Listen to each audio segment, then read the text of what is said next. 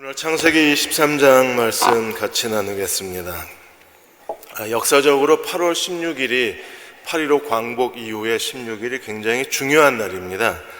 조선 종전의 기록, 격동의 해방 3년이라는 두 책자에 보면 8월 15일 날 12시에 이제 포츠담 선언을 일본 국왕이 받아들이고 그 선언을 수락하는 방송 연설을 하게 되는데, 그날 엔도 정무총감이 독립운동가였던 여운형을 만납니다. 여운형을 만난 이유는 이게 포츠담 선언이 끝나면 미국과 소련이 이 대한민국을 지배하게 되는데, 처음에는 이게 한강을 기준으로 해서 지배한다고 그렇게 서로 의논이 됐어요. 그래서 엔도 총감이 한강을 중심으로 해서 미국과 소련이 지배하게 되면 서울이 소련 지배로 넘어가니까, 그렇게 되면 공산주의, 친공산주의 사람을 앞세워서 치안권을 넘겨야 일본 사람들이 안전하게 빠져나간다고 생각이 든 거예요. 그래서 한때 공산주의자였던 여운형을 앞세워서 치안권을 여운형에게 넘깁니다. 조건이 소련이 경성을 지배하더라도 우리 일본 사람을 안전하게 나가게 해달라.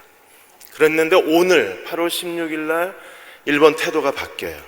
한강을 중심으로 남북이 나눠지는 게 아니라 38선을 기준으로 나눠진다는 걸 알게 됩니다.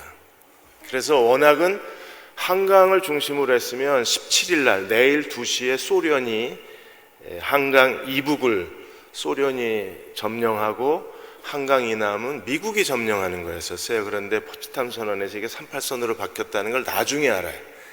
그래서 엔도 총감이 태도가 싹 바뀝니다.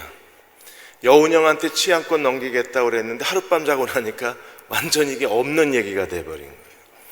왜냐하면 소련보다는 미국한테 핵폭탄을 2개 얻어맞긴 했지만, 또 일본이 진주만을 먼저 공격해서 선전포고를 했지만, 일본하고 미국이 1854년에 이미 국교를 맺은 관계입니다. 그리고 1870년에 미국, 영국, 프랑스, 독일 선진국하고 같이 그 선진국의 도움을 받아서 이미 강대국의 그런 선진 기술을 받아들인 나라가 일본이었기 때문에 소련보다는 미국이 편한 거예요. 그래서 치안권을 안 넘깁니다. 만일에 그렇게 됐으면요, 이게 정말 해방이 됐는데 해방이 아닌 거예요. 우리는 계속 미국이 일본을 앞세워서 한국을 점령하고, 한국을 만일에 그 일본을 앞세워서 지배했다 그러면 우리는 해방이 아닌 거잖아요. 그런데 일본이 미국 그 38선으로 해서 미국이 이 남한을 점령했는데도 일본이 더 이상 치안권을 발휘를 못합니다. 이유가 어디 있는 줄 아세요? 당시에 라디오가 그렇게 많이 보급이 안 됐어요. 그리고 라디오가 보급이 됐다고 해도 일본 일왕이 포츠담 선언 수락 연설하는 게 아주 작은 소리로 이게 들렸기 때문에 그걸 제대로 알아듣는 사람이 없었어요. 그랬는데 이게 입에서 입으로 소문이 확 퍼져버린 겁니다. 그 다음날 오늘 벌써 한국 사람들이 태극기를 들고 일본은 망했다고 길거리에 나와서 해방을 외친 거예요. 그러니까 일본이 미국에 다시 한번 아부를 해서 어떻게 하든지 조선 땅에 남아서 지배권을 행사하려던 일본의 모든 망상이 다 깨져버린 거예요. 벌써 나와서 태극기 들고 만세를 부르고 있으니까. 아, 대한민국 사람 위대한 겁니다. 이게 그냥 가만히 있었으면 일본이 망하고도 우리는 일본의 식민지가 되는 거예요. 근데 한국 사람은요, 굉장히 잘 믿습니다. 야, 일본 망했대라는 말을 듣고 그냥 태극기 들고 나온 거예요. 망했다는 말만 듣고. 그래서 한국 사람이 한민족의 DNA 가운데 이 잘 믿는 습성이 있답니다. 그래서 기독교 역사 가운데서도 전 세계에서 가장 짧은 시간에 가장 빠르게 기독교가 부흥한 나라가 대한민국밖에 없어요. 여러분, 하나님이 우리에게 주신 이 믿음의 DNA를 잘 살려서 우리가 마지막 끝까지 하나님께 쓰임받는 그 믿음의 나라가 돼야 돼요. 오늘 사라가 죽습니다. 사라가 127세에 죽어요. 23장 1절에 사라가 127세를 살았으니 이것이 곧 사라가 누린 횟수라 그랬습니다. 성경에 아내가 죽었는데 나이를 기록한 건 사라밖에 없습니다.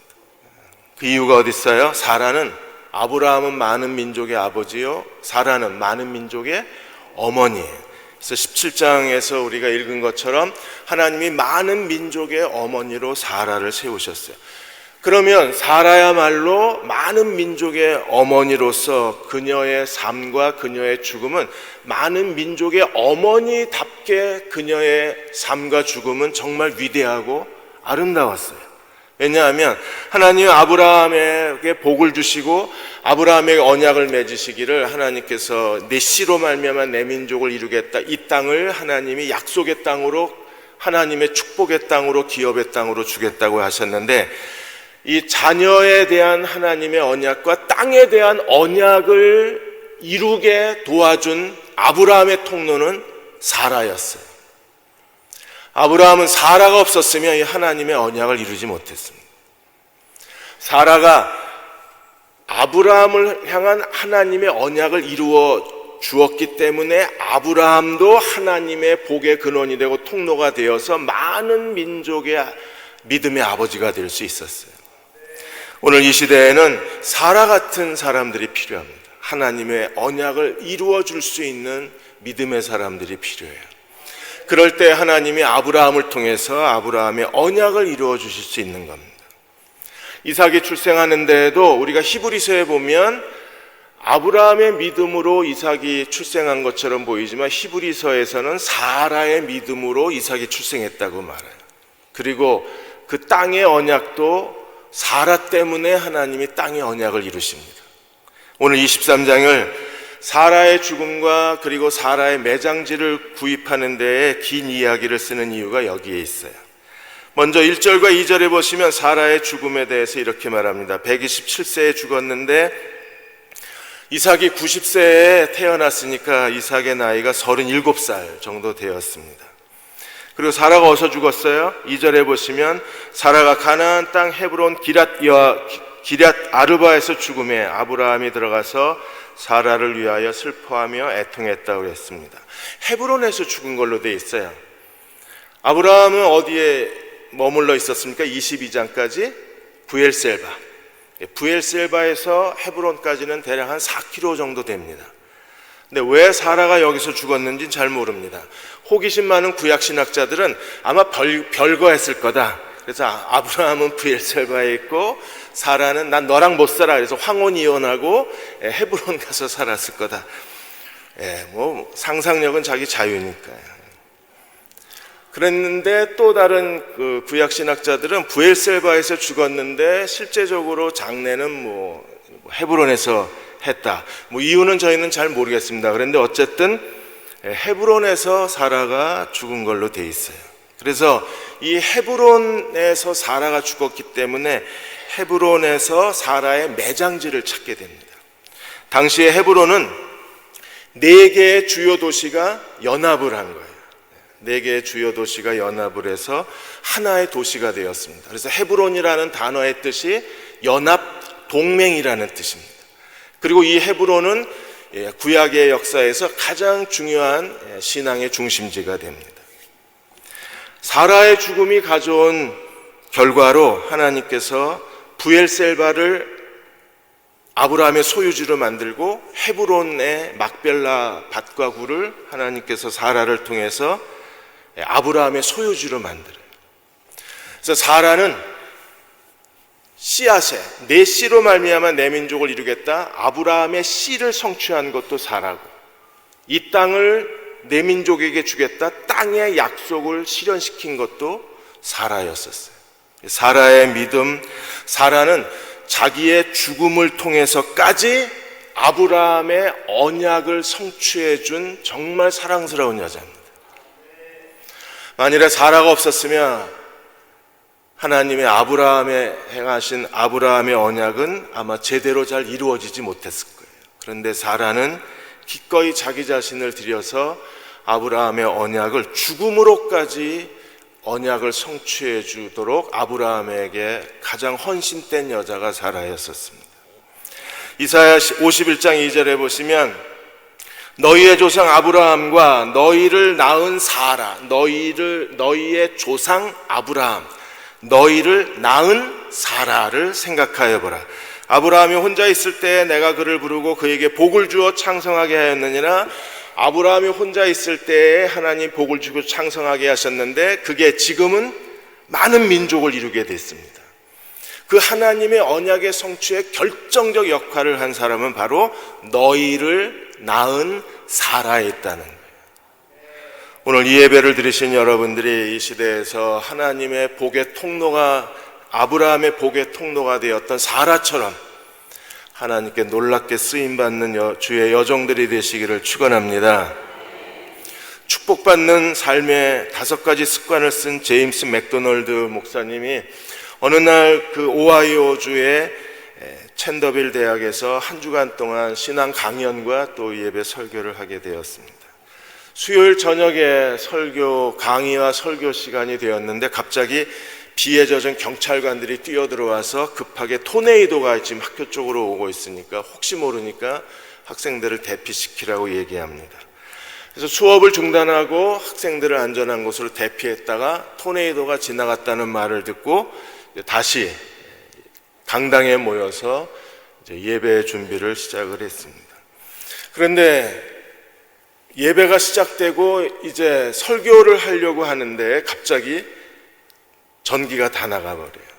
그러자 학생들이 또다시 토네이도가 온 게 아닌가 두려워서 막 웅성웅성거렸는데 제임스 맥도널드 목사가 나가서 이렇게 말합니다. 전기는 나가고 우리는 어두움에 있습니다. 우리는 어두움에 있지만 그러나 우리의 삶을 향한 하나님의 뜻은 어두움 속에서도 변함이 없습니다. 그래서 학생들이 박수를 치고 그 어두움 속에서 열정을 다해서 하나님 말씀을 전하고 그리고 아직도 전기가 들어오지 않은 상태에서 그 어둠 속에서 믿음에 관계된 모든 찬양을 불렀는데 전기가 나가 있으니까 키보드도 반주가 안 되고 그냥 목소리로만 목사님이 찬양을 인도하면서 뜨겁게 찬양을 불렀습니다. 그날 학생들이 그 어떤 예배에서보다도 성령의 강력한 인재를 경험하고 학생들이 하나님 앞에 울고 통곡하고 하나님을 예배하는 거룩한 감격을 그 어둠 속에서 누렸습니다. 학생들만 그런 것이 아니라 제임스 맥도널드 목사도 자기의 지금까지 목회 가운데에 가장 기억하고 싶은 거룩한 감동의 순간이 바로 그 어둠 속에 드려진 예배였대요. 우리도 한번 불을 꺼볼까요? 그 뜨거운 감격이 그들에게 있었습니다. 사라는 죽었습니다. 어쩌면 아브라함의 인생의 가장 슬픔과 어둠이었을 겁니다. 그런데 그 어두움 속에서 사라는 정말 놀라운 선물을 아브라함에게 남기고 우리에게 남겨주었습니다. 3절에서 8절까지 막벨라 군 매입에 대한 이야기가 나와요. 3절에서 18절까지 막벨라 군 매입에 대한 이야기가 나옵니다. 헤브론의 막벨라 굴은 이건 아브라함의 선산 같습니다. 왜냐하면 우리가 49장 50장에 보면 리브가와 레아, 야곱이 전부 이 막벨라 굴에서 장사를 지내요. 그래서 아브라함의 선산 역할을 합니다. 나중에 여호수아서에 보면 가나안을 정복하는 데 있어서 갈렙이 이 헤브론을 요구합니다. 그래서 내 나이 85세로 돼 내가 능히 싸움이나 전쟁에 감당할 수 있사온즉 헤브론을 내게 달라고 여호수아에게 요구를 해요. 그때 헤브론은요 거인들의 도시였는데 갈렙이 헤브론을 요구하고 이 헤브론을 정복합니다. 갈렙이 이 헤브론을 정복하는 가장 중요한 이유는 이게 굉장히 중요한 역사적 의미가 있는 거예요. 어떤 의미요? 하나님이 가나안 땅을 아브라함에게 주셨다는 그 언약의 증거가 헤브론이었어요. 그래서 반드시 이스라엘은 이 헤브론을 다시 되찾아야만 했었습니다. 어떤 일이 있었는가 보겠습니다. 3절에서 6절까지 보시면 아브라함이 해쪽 속의 사람들에게 묘지를 요청을 합니다. 3절에 보시면 그 시신 앞에서 일어나 나가서 해쪽 속에게 말하여 이르되 4절 아브라함이 이 해쪽 속의 사람들에게 자기 자신에 대해서 소개를 하는데 굉장히 겸손합니다. 나는 당신들 중에 나그네요 거류하는 자이니. 나는 당신들 중에 나그네요 여행자요, 떠돌이요 여행자일 뿐입니다. 자기를 낮추고 낮춰서 아브라함은, 이게 사실 또 아브라함의 본질이기도 합니다. 왜냐하면 아브라함은 그 가나안 땅에 자기 소유의 땅이 없었기 때문에 실제로 아브라함은 나그네요 거류자였어요. 그 원주민이 아니라 임시 거주자였을 뿐입니다. 그래서 당신들 중에 나그네요 거류하는 자이니 당신들 중에서 내게 매장할 소유지를 주어 내가 나의 죽은 자를 내 앞에서 내어다가 장사하게 했으면 좋겠다고 요청을 합니다. 그러자 그 해쪽 속의 사람들이 대답합니다. 6절에 내 주여 들으소서, 당신은 우리 가운데 있는 하나님이 세우신 지도자이요. 아브라함은 나는 나그네요 떠돌이입니다. 그런데 해쪽 속의 사람들은 아브라함에게 뭐라 그랬어요? 우리 가운데 있는 하나님이 세우신 지도자가 당신이다. 이렇게 인정을 받았습니다. 오늘 한국교회가 가는 데마다, 여러분의 직장에서, 여러분의 아파트 단지에서, 우리 주변의 가족들에게 이렇게 인정받을 수만 있다면 하나님은 우리를 통해서 그 이름이 존귀함을 받으실 수 있을 것입니다. 여러분, 우리가 한번 며칠 동안만이라도 이렇게 인정받는 사람이 되봤으면 좋겠어요. 당신은 우리 가운데 있는 하나님이 세우신 지도자요. 70인역에는 뭐라고 되어 있냐면 당신은 우리 중에 하나님이 보내신 왕이요, 이렇게 되어 있어요. 왜냐하면 당신은 이렇게 부족 국가였으니까 아브라함은 한 도시 부족 국가의 왕과 같은 위엄과 재산과 그리고 강력한 그 권세를 가진 사람이었기 때문에 해쪽 속의 이 말은 아부가 아니라 진실이었어요. 당신은 하나님이 보내신 왕 같은 사람이에요. 그런 사람이기 때문에 해쪽 속의 사람들이 아주 너그럽게 뭘 제안을 했느냐 하면 우리의 묘실 중에서 좋은 것을 택하여 당신의 죽은 자를 장사하소서. 우리 중에서 자기 묘실에 당신의 죽은 자를 장사함을 금할 길이 없습니다. 당신이 아무거나 하나 고르면 어떤 걸요? 우리가 가지고 있는 묘실 가운데 아무거나 하나 고르면 사용권을 주겠다는 거예요. 묘지 사용권을. 묘지 사용권을 주는 것만 해도 이게 대단한 특혜잖아요. 이런 친절이 어디 있어요? 내 무덤 당신이 쓰라고, 내 선산에 당신 아내를 장례 지내도 좋다고. 그러니까 그 정도로 해쪽 속의 사람들은 아브라함에게 친절했습니다. 왜요? 아브라함이 하나님이 세우신 지도자라는 그 거룩함을 알았기 때문에 그들은 진정으로 마음의 사랑과 존경을 다해서 묘지 사용권을 줍니다. 근데 지금 아브라함에게 필요한 것은요, 남의 묘지를 빌리는 게 아니라 아브라함은 자기 소유지가 필요한 거예요. 그래서 다시 대화가 시작이 됩니다. 7절에서 16절까지 묘지 매입 과정에 대한 설명을 하는데 8절에 아브라함이 그들에게 몸을 굽히고 이렇게 말합니다. 그들에게 말하여 이르되 나로 나의 죽은 자를 내 앞에서 내어다가 장사하게 하는 일이 당신의 뜻일진데 내 말을 듣고 나를 위하여 소알의 아들 에그론에게 구하여. 이미 아브라함은 어느 땅을 매입을 해야 될지를 다 땅 조사가 끝났어요.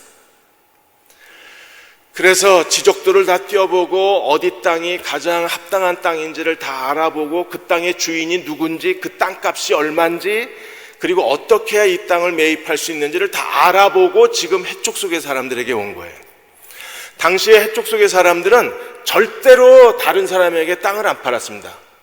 왜냐하면 그 당시의 땅은 다 자기들이 믿는 신들이 준 그 유산이라고 믿었기 때문에 타인에게 절대로 땅을 안 팔아요. 반드시 가족이나 친척에게만 팔았어요. 만일에 어쩔 수 없이 가족이나 친척이 아니고 제3자에게 땅을 팔려면 반드시 마을 유지들의 동의를 얻어야 됩니다. 모든 걸 다 알아보고 어디에 있는 땅의 주인이 누구고 대략 그 당시 땅값 시세가 얼마 정도 되고 이 땅을 매입하려면 어떤 과정이 필요하다는 걸 다 알고 지금 아브라함이 온 거예요. 그래서 아브라함이 9절에 에브론에 대해서 말하면서 그의 밭머리에 있는 그의 막벨라 굴을 내게 주도록 하되 충분한 대가를 받고 그 굴을 내게 주어 내게 주도록 그 굴을 내게 주어 당신들 중에서 매장할 소유지가 되게 하기를 원하노라. 그래서 정식으로 땅을 자기에게 팔았으면 좋겠다는 걸 제안을 합니다. 이건 불가능한 일입니다. 근데 아브라함이 이 땅을 샀으면 좋겠다고 제안할 수 있는 이유가 있어요. 그들이 일단 아브라함이 누군가를 알아고, 이게 제일 중요합니다. 아브라함이 하나님이 세우신 지도자, 하나님이 보내신 왕이라는 그들에 대한, 아브라함에 대한 그들의 존경심을 알고 있었고, 또 하나, 이 해쪽 속의 사람들은 페르시아 사람들처럼 죽은 자를 존대를 합니다. 죽은 자에 대한 존중심이 있어요. 그래서 죽은 자의 소원은 다 들어줍니다. 근데 지금 아브라함이 자기 아내 사라의 죽음을 두고 사라의 매장지, 죽은 자의 매장지를 찾는다고 하는 이 요구를 거절할 수가 없는 거예요. 당시에 죽은 자의 요구를 거절하면 신의 저주를 받기 때문에 이 사람들은 거절을 못해요. 아브라함이 이런 해쪽 속의 문화를 잘 알고, 그 사람들이 자기를 어떤 사람으로 생각하는가를 알고, 그래서 아주 정중하게 제안을 하기를 충분한 대가를 치르겠다고 얘기를 합니다. 근데 그 자리에 누가 있었어요? 에브론이 있었어요. 10절에 보시면 에브론이 해쪽 쪽에 앉아 있더니, 그 사람도 해쪽 속의 유지였기 때문에 거기 앉아 있었어요. 해쪽 쪽에 앉아 있었더니 그가 해쪽 속 성문에 들어온 모든 자가 듣는 데서 이게 공개 재판이 된 겁니다. 공개 청문회가 된 거예요. 모든 자 앞에서 아브라함에게 대답을 했습니다. 이게 공식적인 대답입니다. 11절에 내 주여 그리 마시고 내 말을 들으소서. 내가 그 밭을 당신에게 드리고 그 속의 굴도 내가 당신에게 드리되. 왜 굴이 필요해요? 당신은 묘지가 전부 굴을 가지고 묘지를 했잖아요. 그러니까 굴도 내가 당신에게 드리되 내가 내 동족 앞에서 당신에게 드리오니 당신의 죽은 자를 장사하소서. 그냥 죽게 공짜로 줄 테니까 당신이 그 땅을 갖고 그 굴에다가 당신 아내를 장사 지내면 됩니다. 만일에 아브라함이 공짜요? 진짜요? 이러고 가져갔으면요, 그래서 맞아 죽었습니다. 왜냐하면 이 해쪽 속의 사람들은, 가나안 사람들은 적어도 몇 번 이게 거절을 하고 몇 번 이렇게 대화를 하고 그 다음에 이제 실제적인 대화를 하는 거예요. 근데 처음에 그냥 공짜로 줄게, 이걸 받아들이면 안 돼요. 이거는 그냥 예의상 하는 얘기입니다. 구약신학자 맥도널드가 말한 것처럼 처음에 당시 거래 문화에 있어서는 상대방 체면을 최대한 세워주고 상대방을 기분 좋게 한 다음에 그 다음에 자기가 원하는 가격을 제시하는 거예요. 근데 상대방을 기분 좋게 해주기 위해서 공짜로 드릴게요 라고 했는데 진짜로 이걸 공짜로 주겠다는 말로 알아들으면 이 거래는 끝난 겁니다. 이게 문화 차이잖아요. 우리가 한국 아이들이 국제 캠프나 국제 기독교 학교에 가면 한국 아이들이 그 서양 아이들하고 갈등이 많아요. 예를 들면 어느 한 기독교 학교에서 실제로 일어났던 일인데, 국제 학교 기숙사에서 일어난 일인데, 그날 저녁에는 이제 햄이 저녁에 디너, 그 저녁 식사로 나온 거예요. 메인 디시로. 그랬더니 한국 아이들은 먹고 햄 접시에 햄이 많이 쌓여 있으니까 다 주머니에 넣고 간 거예요. 우린 그렇잖아요. 이건 내 거니까. 그 테이블에 있는 건 다 내 거잖아요. 그래서 먹고 남으면 싸우잖아요. 우리는 싸가지 마시오라고 써놓은 뷔페 가서도 싸우잖아요. 왜? 내 거잖아요. 내 앞에 있는 건. 근데 한국 아이들이 먹고 난 다음에 그 다음에 이제 영국 애들의 식사 시간이 된 거예요. 근데 영국 애들이 식당에 들어오니까 햄이 하나도 없어. 그래서 식당 지배인을 부르고, 식당 지배인은 기숙사 매니저를 부르고 기숙사 매니저에게 정식으로 항의를 한 겁니다. 한국 애들이 다 가져갔다. 그러자 기숙사 매니저가 한국 아이들을 다 모아놓고 니들 그거 다 가져가면 어떡하냐, 니들은 이기적이고 니들은 욕심이 많다, 이렇게 된 거예요. 근데 애들이 이게 이해가 안 되는 겁니다. 왜?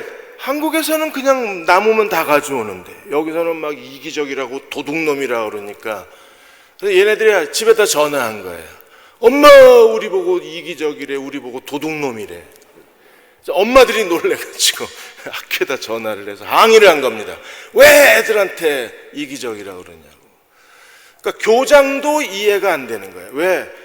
자기 것만 먹고 남겨둬야 딴 사람도 먹는 게 거기 테이블 매너인데, 이게 한국 애들하고 서양 애들하고 가치관이 다른 거예요. 문화가. 아브라함이 해쪽 속의 문화를 모르고 그냥 드릴게요. 예. 감사합니다. 그리고 만일에 거기서 그냥 공짜로 가져가려고 했으면 그날 거래는 끝난 거예요.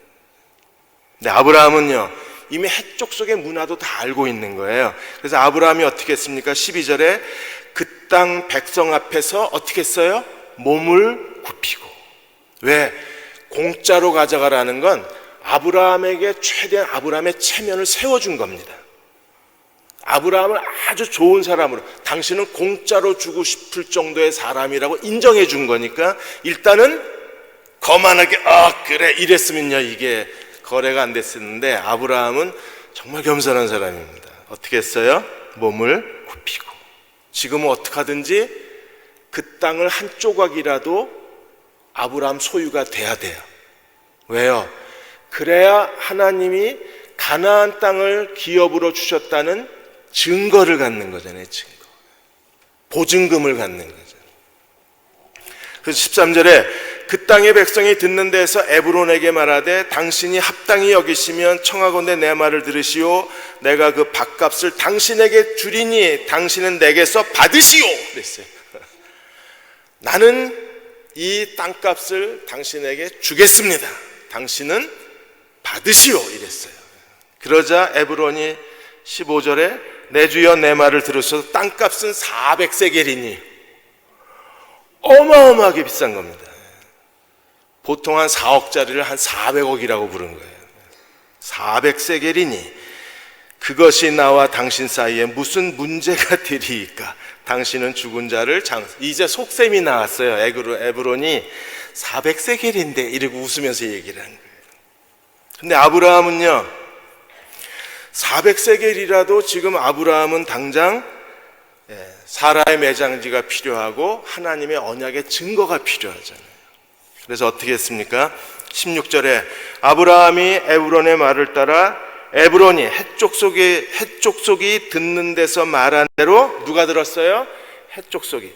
거기 있는 사람들이 다 듣는 데서 말한 대로 상인이 통용하는 은 400세겔을 달아 헤브론에게 주었어요. 400세겔인데 이러자마자 은 400세겔을 달아서 에브론에게 주고 땅값을 에게 주었습니다.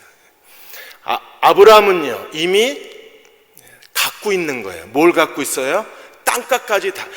그러면 알겠습니다. 400세겔 제가 은행에 가서 찾아다가 한 4시쯤 다시 오겠습니다. 이랬으면요, 그 사이에 사람들이 이방 나그네한테 땅을 왜 팔아?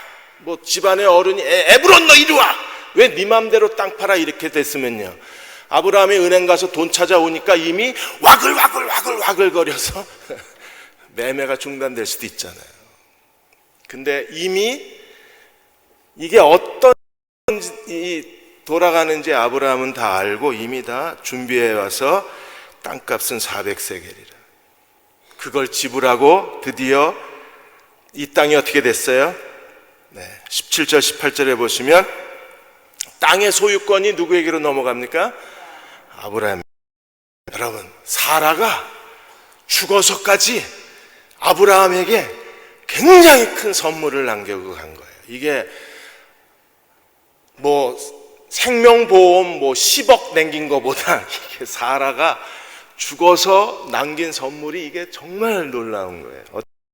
어땠어요? 마므레 앞 막벨라에 있는 에브론의 밭, 곧 그 밭과 거기에 속한 굴과 그 밭과 그 주에 둘린 모든 나무가 성문에 들어온 모든 해족속이 보는 데에서 누구의 소유? 아브라함의 소유로 확 되니라. 그래서 드디어 아브라함이 공식적으로 그랄의 브엘셀바 맹세의 운물은 운물에 대한 거예요. 땅이 대한 게 아니라 운물에 대한 소유권을 인정받았습니다. 이건 운물이 없어지면 아브라함의 소유도 없어지는 거예요. 왜? 맹세 운물이었으니까. 그런데 드디어 아브라함이 가나안 땅에서 아브라함으로 등기 이전이 된 거예요. 드디어 아브라함의 이름으로 막벨라 밭과 굴과 나무가 아브라함 소유로 등기 이전됐어요. 쳐줘야 되는데 안 되네.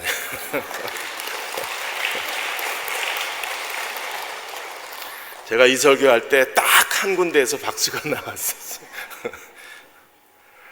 와, 드디어 가나안 땅이 이제 약속의 씨는 태어났고 이제는 뭐만 남았어요?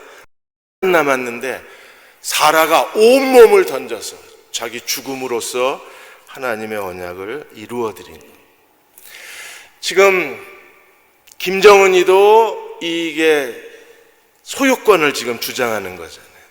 김현철 교수가 그거 같지 않다는 거예요. 과거에는 지금까지 북한이 핵무기 개발하는 동안에 어떻게 했습니까? 핵무기 개발을 중단한 포기하는 대가로 북한에게 뭘 주었어요? 경제 지원을 하고 그리고 북한의 그 체제를 보장해 줬습니다. 그런데 북한이 지금까지 지내오다 보니까 이게 핵무기 개발만 늦어졌지 그런 선진국들의 경제 지원이 별로 도움이 되질 않는 거예요. 지금까지 미국하고도 마찬가지입니다. 1994년에 최초로 북미 기본 합의라는 걸 했습니다. 그리고 핵무기 개발을 중단했는데 미국이 그렇게 북한이 원하는 대로 지원을 안 해준 거예요. 그래서 6년 뒤에 다시 2000년에 북미 공동 커뮤니커를 협정을 맺었습니다. 여기서도 핵무기 개발을 중단했는데 북한이 기대한 것만큼 경제 지원이 이루어지지 않았어요. 다시 5년 뒤에 2005년에 9.19 공동 성명을 발표했습니다. 그런데도 여전히 북한에 대한 제재가 풀리지를 않았습니다. 그리고 2007년에 다시 2년 뒤에 2.13 합의를 미국과 북한이 서로 합의를 이끌어낸 거예요. 그 뒤에도 하나도 해결된 게 없는 거예요. 그래서 최근에 조선통신이 뭐라 그랬습니까? 입만 놀리는 미국한테 속지 않겠다는 게 이것 때문에 그래요. 그래서 김정은은 완전히 새 판을 짜는 겁니다. 이제 더 이상 핵무기 개발 중단은 없다는 거예요. 이제 김정은은요, 핵무기 소유국이 되겠다는 거예요. 자기는 핵무기를 가져야 되겠다는 거예요. 핵무기 개발국이 아니라 핵무기 보유국이 되겠다는 겁니다. 그래서 지금 5차 실험을 통해서 이미 상당한 진전은 이루어졌잖아요. 이걸 이제 미국이 북한을 핵무기 보유국으로 인정을 하는 거예요. 김정은은 완전 새 판을 짰습니다. 이제 핵무기 보유국이 되면 미국과 동등한 관계에서 외교 수립이 되지. 이제는 경제 지원 돈 몇 푼 얻자고 핵무기 개발을 중단하는 어리석은 짓은 안 하겠다는 거예요. 그러니까 김일성, 이 김정은 이 3부자 체제에서 이 사람들은 무엇을 가져야 자기들이 원하는 걸 얻는다는 걸 너무나 명확하게 아는 거예요. 아브라함은 이제 사라가 죽고 자기도 죽음이 얼마 남지 않았는데 이삭이 태어난 다음에 하나님의 언약이 이루어지기 위해서 뭐가 필요하다는 걸 알고 이 해쪽 속에게서 막벨라굴의 소유권을 가져오는 거예요. 소유권. 사랑하는 여러분, 우리도 이 시대에서 우리가 하나님의 언약을 이루어드리는 하나님의 백성이 되려면 오늘 우리가 무엇을 가져야 되는가를 알고 그것을 가져야 돼요. 아브라함의 가장 중요한 언약의 두 가지는 뭐였어요? 씨, 이삭의 출생, 또 땅, 가나안 땅의 소유권. 근데 사라가 이 씨의 언약을 이루어주고 사라가 땅의 언약을 이루어주는 거잖아요. 그리고 그 땅에서 처음으로 장례를 지르는 사람이 아브라함이 아니라 사라가 장례를 지릅니다. 별로 안 반가 보시. 그래서 19절에 가나안 하나님이 주신 최초의 약속의 땅에 최초로 매장당하는 사람이 아브라함이 아니라 사라예요. 그래서 19절 그 후에 아브라함이 그 안에 사라를 가나안 땅 마므레 막벨라 밭굴에 장사하였더라. 마므레는 헤브론이라는 뜻입니다. 20절 이와 같이 그 밭과 거기 속한 굴이 해쪽 속으로부터 아브라함이 매장할 소유지로 확정. 드디어 아브라함의 땅이 생긴 거예요. 아브라함의 땅. 그래서 사라는 아브라함의 약속의 씨 그리고 하나님이 주시는 약속의 땅 두 가지를 확정시켜 준 사람은 사라였었어요. 여러분도 이 시대에 사라의 딸들이 되시기 바랍니다. 베드로전서 3절에 보시면 사라에 대해서 이렇게 말해요. 세번역에 보시면 마치 사라가 아브라함에게 주인이라고 부르면서 그에게 순종한 것과 같습니다. 여러분도 선을 행하고 아무리 놀랄 만한 일에도 무서워하지 않으면 사라의 딸들이 될 것입니다. 사라는요, 정말 남편 아브라함에게 주라고 부르면서 순종을 했습니다. 사라의 순종은 어디서 나타나요? 아브라함에게 선을 행하고 놀랄 만한 일에도 무서워하지 않았습니다. 남편이 자기를 2번이나 누이 동생이라고 속이는 건 정말 두려워하잖아요. 계속 2번 다 끌려갔잖아요. 바로 왕의 아내가 되기 위해서 한번 끌려가고 그랄 왕 아비멜렉의 집에 또 끌려가고, 여자가 이게 얼마나 수치스럽고 얼마나 두려웠겠어요. 그런데 그걸 무서워하지 아니함으로 인해서 하나님은 사라를 통해서 하나님의 일을 이루신 겁니다. 오늘 이 시대에도 하나님은 사라의 딸들을 찾고 계십니다. 누가복음 8장 1절에서 3절까지 보시면 예수님이 이 땅에 사역하시는 동안에도 사라의 딸들이 있었어요. 그들은 어떤 사람들입니까? 여러분 8장 1절에 그 후에 예수께서 각 성과 마을에 두루 다니시며 하나님 나라를 선포하시며 그 복음을 전하실 때 복음 전하는 동역자로 누가 있었어요? 12제자가 있었습니다. 그런데 여기에 또 한 무리의 후원자들이 있었습니다. 누구예요? 2절에 악귀를 쫓아내신과 병고침을 받은 어떤 여자들, 곧 어떤 여자예요? 나간 자 막달라라는 마리아와 그 다음에 3절에 헤롯의 청지기 구시의 아내 요한나와 수산나와 다른 여러 여자가 함께하여 자기의 소유로 그들을 섬기더라. 예수님이 여러 마을과 성에 다니면서 하나님 나라를 선포하시고 복음을 전하실 때 복음의 동역자로 12제자가 함께하였고, 그 하나님 나라를 전파하는 데에 자기 소유로 섬겼던 여자들이 있었어요. 이 여자들이야말로 사라의 딸들입니다. 로마서 16장 1절에서 4절까지 보시면 바울이 로마 교회에 제일 먼저 추천하는 사람이 누구였어요? 갱그리아 교회 일꾼으로 있는 우리 자매 베베를 너희에게 추천하노니. 베베는 정말 보석처럼 빛나는 여자였습니다. 왜요? 2절에 너희는 주 안에서 성도들이 합당한 예절로 그를 영접하고 무엇이든지 그에게 소용되는 바를 도와주라. 뭐든지 그녀가 원하는 건 다 줘라. 그가 여러 사람과 나의 보호자가 되었습니다. 바울의 사역에 있어서 바울의 사역이 하나님의 성령의 능력과 하나님의 인도하심과 복음의 능력 가운데 하나님 나라가 세워지고 확산되고 건설되는 데에 절대적으로 바울의 사역을 완성시켰던 사람이 베베였었어요. 아브라함의 언약을 이룬 사람이 사라인 것처럼 베베는요, 바울을 향한 하나님 나라의 사역을 성취시켰던 사람들 중에 한 사람이 베베예요. 여러분, 대흥침례교회가 오늘 이 시대까지 우리가 하나님께 쓰임받을 수 있었던 것도 이 교회 안에 사라의 딸들이 있기 때문에 그렇습니다. 또 한 사람을 바울이 로마 교회에 소개합니다. 그 사람은 누구예요? 3절에 너희는 그리스도 예수 안에서 나의 동역자인 브리스가와 아굴라에게 문안하라. 그래서 이 부부를 얘기할 때마다 항상 아내 이름이 먼저 나오잖아요. 그들은 어떤 사람이었나요? 4절에 그들이 내 목숨을 위하여 자기들의 목까지 내어놓았나니. 이게 사라의 딸들 아닌가요? 사라가 자기의 삶과 죽음을 다 바쳐서 어떤 두려운 일에도 두려워하지 아니하고 그냥 남편이 시키는 대로 순종하다 보니까 하나님이 남편에게 주신 복의 거의 대부분은 누가 준 거예요? 사라 때문에 온 거잖아요. 사라가 보험 증서였잖아요.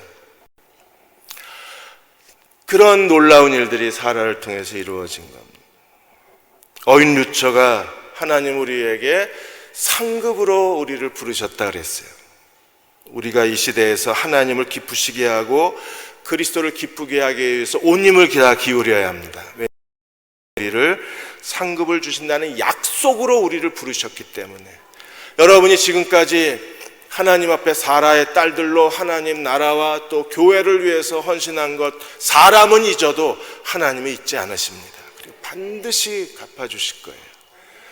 이 세상뿐 아니라 오는 세상에서도 하나님은 여러분을 위해서 의의 면류관을 준비하고 계시고 생명의 면류관을 준비하고 계실 것입니다. 우리가 끝까지 주님을 의지하고 사라의 딸들처럼 하나님께 헌신하는 종들이 되시기를 주의 이름으로 축원합니다. 우리 300